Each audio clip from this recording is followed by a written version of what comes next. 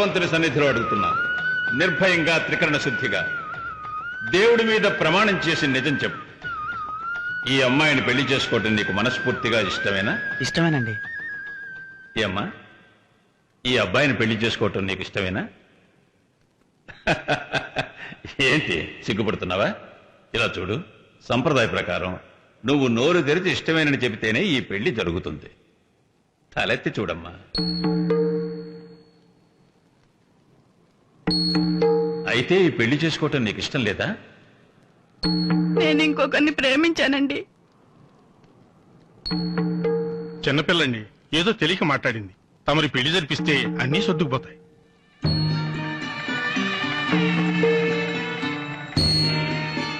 తల్లా చూసావా, మన ఇద్దరం ప్రేమించిన పెళ్లి చేసుకోలేకపోయాం, ఊరి పెద్దల్ని ఎదిరించలేకపోయాం.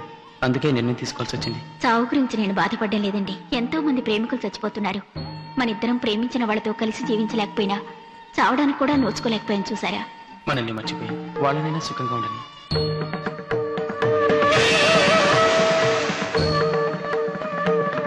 నేను చేసిన తప్పుకు ప్రాయశ్చిత్తంగా నా యావదాస్తిలో సగభాగం ఈ గుడికి రాసిస్తున్నాను.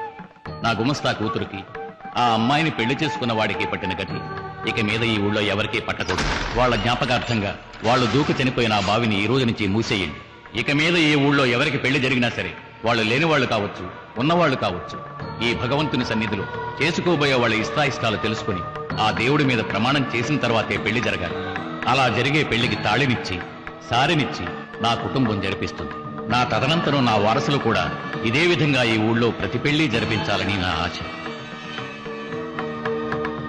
తాళి కడితే అన్ని అవే సర్దుకుపోతాయండి. మీరు పెళ్లి జరిపించండి. మా వంశపారంపర్యంగా వస్తున్న సాంప్రదాయాన్ని నేనిప్పుడు మార్చలేను. ఈ ఊళ్ళో జరిగే ప్రతి వివాహానికి కన్నవాళ్ళ అంగీకారం కన్నా చేసుకోబోయే వాళ్ళ అంగీకారమే ముఖ్యం. ఇష్టం లేని ఏ వివాహం ఈ ఊళ్ళో జరగకూడదు. అటువంటి వివాహాన్ని ఏనాటికి నా వంశీకులు చెయ్యరు. ఈ ఊరి కట్టుబాటు ఏమిటో మీకు తెలుసు కదా. మీ అమ్మాయి మనసారా ఎవరిని ఇష్టపడుతుందో అతనికే ఇచ్చి తనకు వివాహం చేయాలి. అది మీరు ఇంకెవరికైనా ఇచ్చి వివాహం చేస్తే మీ కుటుంబానికి ఈ ఊళ్ళో స్థానం ఉండదు. మీ జీవితం కన్నా మీ పిల్లల జీవితమే ముఖ్యం. మనసుకి ఇష్టం లేని వివాహం చేసుకుని వాళ్ళు బావిలో దూకి చావటం కంటే వాళ్ళకి ఇష్టం లేని పెళ్లి చేయటానికి మీరు తీసుకొచ్చారే ఆ తాళి, దాన్ని బావిలో పడేయటమే మన ఊరు అలవాటు. రే, బావిని తెరవండిరా.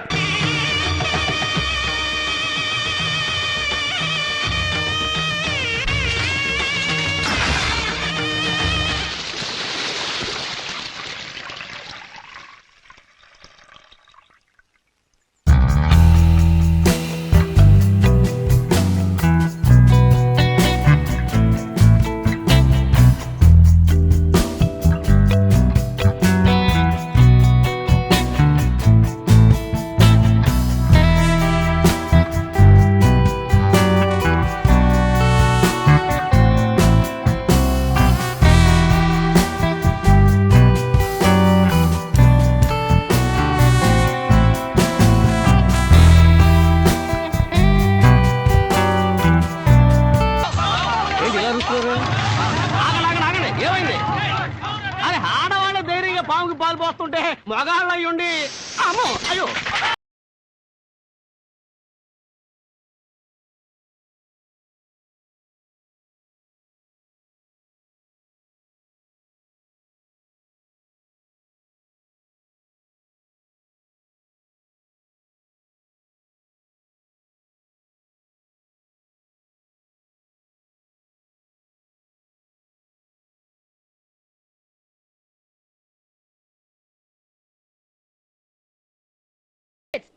ఇది ఎడ్ల బండి అనుకుంటున్నారా?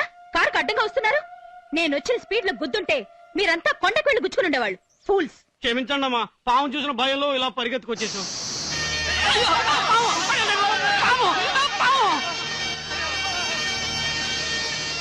సాగుకొట్టుండ్రా దాన్ని.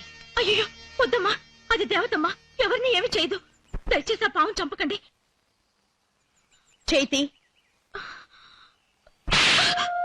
నా ఇంట్లో పనిచేసేదానివి నా చెయ్యి తాకి మాట్లాడేంత పొగరొచ్చిందా? ఏంట్రా చూస్తూ నుంచున్నారు? ఆ పావం చంపమన్నానా? చంపకండి.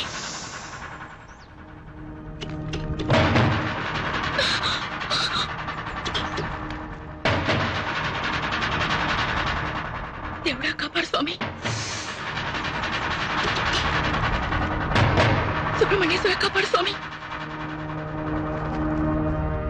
అమ్మా పుట్ట గుడి లాంటిది దీన్ని పోయి ఏయ్ చమ్మని చెప్పానుగా, చెప్పింది చెయ్యి.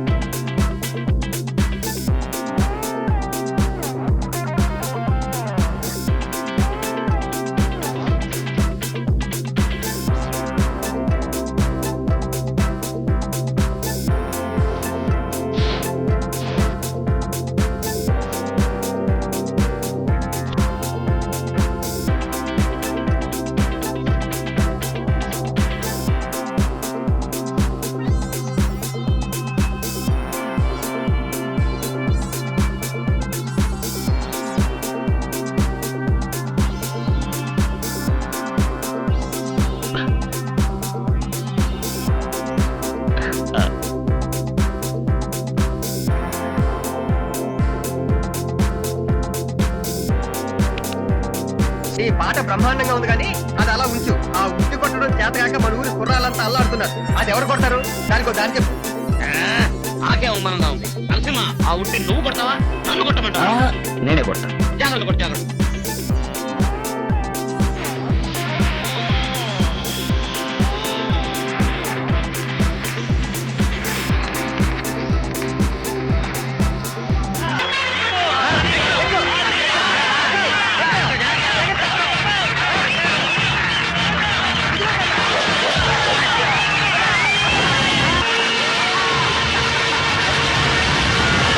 తోలుల్చి పారేస్తాను పడవా. ఏంటన్నయ్య నరసింహ ఏం తప్పు చేశాడని అటు తిడుతున్నావు? ఇలా చూడు, అసలు వీడు ఎవరిని అడిగి చేసే పని వదిలిపెట్టి అక్కడి నుంచి ఇక్కడికి వచ్చాడో అడుగు.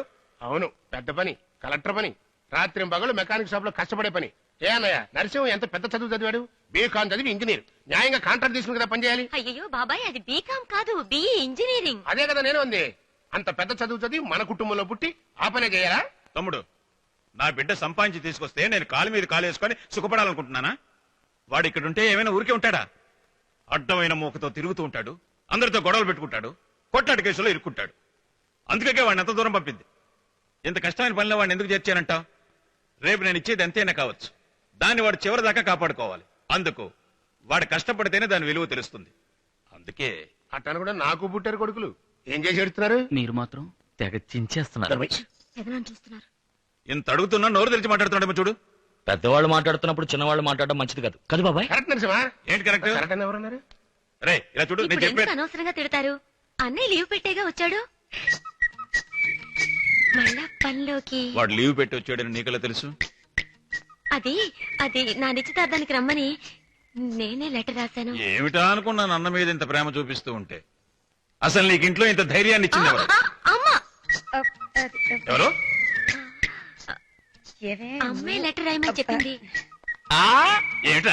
ఏమండి రక్తపోటు అండి, రక్తపోటు మాత్ర వేసుకోవాలండి.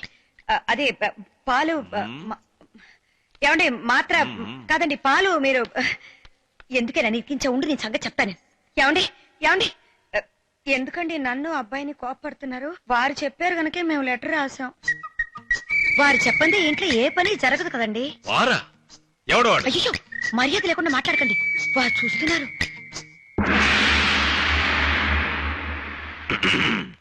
సరే సరే, నేనే లెటర్ వేయమన్నాను. ఎందుకని? ఇంట్లో ఒక శుభకార్యం జరుగుతోంది, మన అబ్బాయి కూడా రావాలి అని. అందుకని అందరి ముందు గుట్టు రట్టు చేయమన్నానా? అసలే నీ కొడుకు తుంటరి. నేనింత గారం చేస్తున్నానని వాడికి తెలిసిందో. అన్నయ్య నువ్వే రమ్మని లెటర్ రాసి ఇప్పుడు తిడుతున్నట్టుగా నటిస్తున్నావే, అద్భుతమైన నటనయ్యా. మాకు కూడా కాస్త నేర్పచ్చు కదా. నువ్వే వాళ్ళకి నేర్పు. అందరితో వేడుకు చూస్తున్నావా? వెళ్ళు, వెళ్ళండి. రే రక్తపోటు మాత్ర శివ. రే ఆగరా.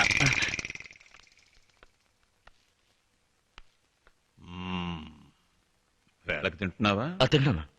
లేక తిరుగుతున్నావా? లేదన్నా. అది చూసి చాలా రోజులైంది కదా, చూడాలనిపించింది. అందుకే లెటర్ రాయమన్నా. నిశ్చితార్థం అవగానే నువ్వేం వెళ్ళక్కర్లేదు. అలాగే. ఓ నెల రోజుల తర్వాత వెళ్ళొచ్చు, పర్వాలేదు. అలాగే అలాగేనా? నువ్వు స్టైల్గా అదే సెల్యూట్ కొడతావే, కొట్టు చూద్దాం. అయ్యో మీ ముందు? కొట్రా. అయ్యో కొట్టరే. ఎవడు ఎవడు వాడు? రే గౌరాజు ఏటండి శాల్వా తీసురా. వస్తున్నాండి సెలవు రెడీ అండి ఇందండి వేసుకోండి కొట్టారేటండి సెలవు బాగానే ఉంది కదండి నేనైనా చించి తెచ్చారేటండి నేను ఆ పార్టీ మార్చి వారం రోజులు అయిపోయింది. వారం అయిపోయిందేటండి ఈ సంగతి ముందుగా నాకు చెప్పాలి కదండి వెళ్ళి పచ్చ రంగు శాల్వా తీసురా. దేశంలో అసలు రంగులు కంటే జెండాల రంగులు ఎక్కువేనండి ఏమండి భోంచంద్ర గాని రండి. అమ్మాయిని రాని భోంచేద్దాం. నేను వెళ్ళి పిలుచుకురానా? నువ్వేం తొందర పెట్టుకో, అదే వస్తుంది. అమ్మా నీలమ్మని ఇంకా రాలా? వస్తుంది గాని నువ్వు కూర్చుని తినరా. పర్వాలేదు, చాలా ఇచ్చిన తర్వాత తింటాను. ఇలా అందరూ దాన్ని గారాబం చేస్తే ఎలా చెప్పండి? ఏయ్, నిన్ను కట్టుకున్న తర్వాత అదే కలిసి వచ్చింది, అది పుట్టిన తర్వాతే కలిసి వచ్చింది. మరి దానికోసం కాక ఎవరి కోసం ఎదురు చూడమంటావు? జోడించి ఏంట్రా అది? ఏం లేదు నాన్న, సాయంత్రం పార్టీ మీటింగ్ ఉంది, ప్రాక్టీస్ చేస్తాను. ముఖ్యంగా కార్యకర్తలను పోవటం మర్చిపోకరోయ్. కరెక్ట్ అన్న, నా ప్రాణానికి ప్రాణమైన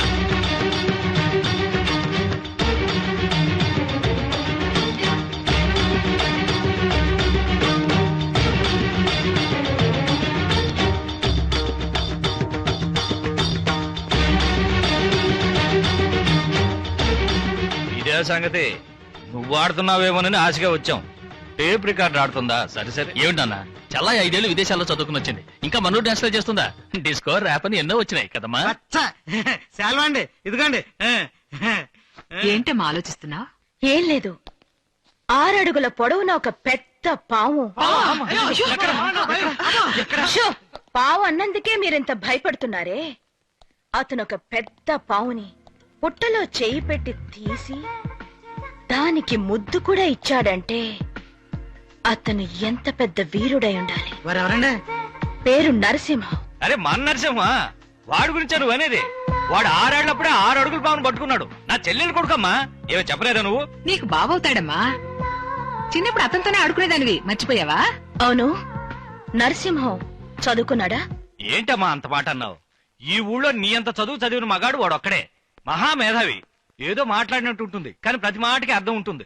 ఓవర్ చురుకు, చాలా మంచివాడు. వాళ్ళంటి వాడు.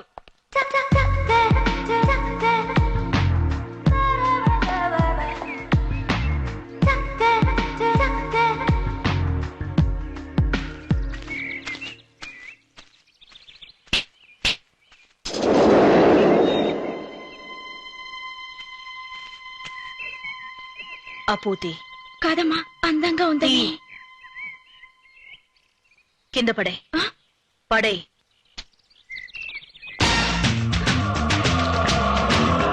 ఇక్కడ పూసేవి, కాచేవి, పెరిగేవి అంతెందుకు, నేను చూసేవన్నీ నాకే సొంతం. వాటి మీద మరెవరైనా ఆశపడితే ఇంతే, నలిపేస్తాను. వెళ్ళి కాఫీ తీసుకురా.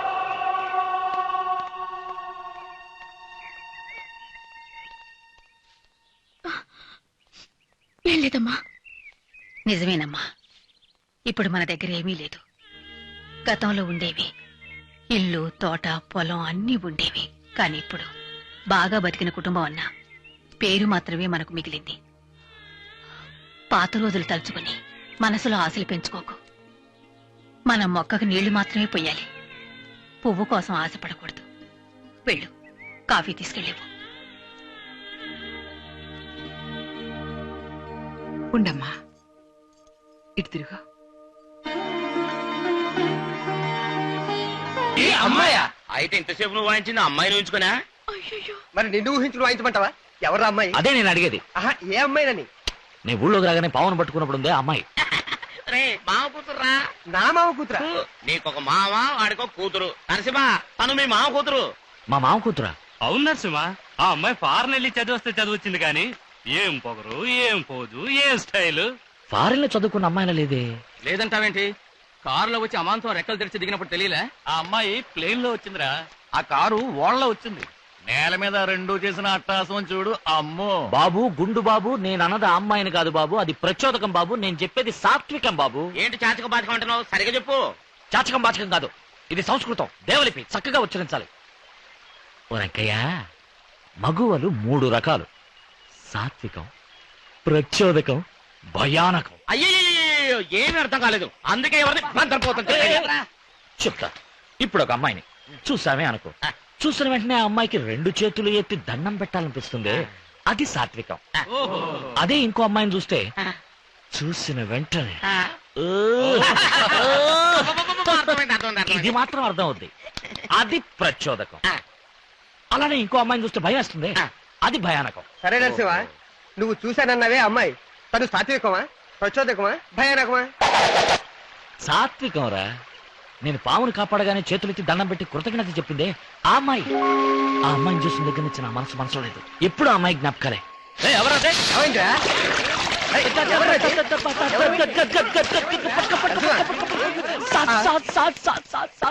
సపోటనా? సాంబారా? సాత్వికమా? అబ్బా ఒట్టురా, ఆ అమ్మాయిని నిజంగానే ప్రేమిస్తున్నాడు రా. అయితే ఇద్దరిని కలిపేద్దాం. అయితే ఓ మంచి ఐడియా ఇవ్వు. వెంటనే ఐడియా ఇవ్వటం ఏమన్నా ఐడియా మన్నా? వాడు ఉంటే ఐడియా ఇచ్చేవాడు, వాడు చచ్చిపోయాడే. ఐడియా మని చచ్చాడా? ఇప్పుడు దొంగసారా తాగాడు, అందులో ఏం కలిపారో ఏమో. వాడొక్కడే కాదు, మన ఊళ్ళో 18 మందికి పైన చచ్చిపోయారు. మనోళ్ళు దొంగసారా గాయటం. అవును నరసింహ, నువ్వు 2 ఏళ్లు ఊళ్ళో లేవుగా. ప్రతి వాడికి కొమ్ములు వచ్చాయి. మామిడి తోటలో దొంగసారా గాయించడం, మహిళా సంక్షేమం అన్న పేరుతో అందరికి పక్కలేయడం, ఇవి కాక చీట్లాడించడం, ఇట్లాంటి అడ్డమైన పనులన్నీ చేస్తున్నారు. మనోళ్ళలో ఎవరికి అంత ధైర్యం? మనోళ్ళు ఎవరికి అంత ధైర్యం లేదు, అంత మీ వాళ్ళే. అన్నిటికీ కారణం మీ బాబాయ్ కొడుకులే. మీ తమ్ముడు కదా అని మీ నాన్నతో చూడడానికి అందరూ భయపడుతున్నారు. వాళ్ళంట చూసుకునే నువ్వుండరా. నిన్ను చూసి భయపడి పారిపోయిన వాళ్ళు మళ్ళా వచ్చి ఎన్ని ఘోరాలు చేస్తున్నారు తెలుసా? నరసింహ, వద్దు నరసింహ, నా మాటను. వాళ్ళు మునుపట్లేరు, బాగా మారిపోయారు. ఎందుకు వచ్చిన గొడవ? నరసింహ, తెలుసుగా నా దారి రహదారి ఆపొద్దు.